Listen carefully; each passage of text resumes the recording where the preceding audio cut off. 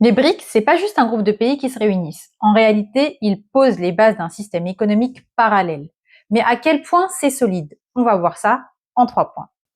Premier point, elles ont une banque commune pour financer leurs projets. Imagine 5 amis qui créent leur propre caisse pour ne plus dépendre de la banque du quartier. C'est ça, la nouvelle banque de développement. Elles financent en fait des projets d'infrastructure dans les pays BRICS. L'idée, c'est de moins dépendre du FMI ou encore de la Banque mondiale.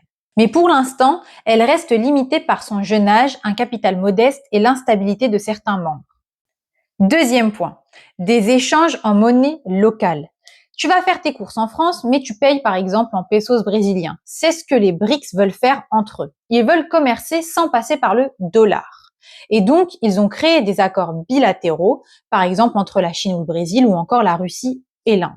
Et pour l'instant, ce sont des arrangements entre deux pays. C'est pas vraiment un système commun avec la totalité des pays des BRICS. Troisième point, le fameux SWIFT ou encore une alternative au réseau SWIFT. Je t'explique. Aujourd'hui, la majorité des paiements internationaux passent par SWIFT.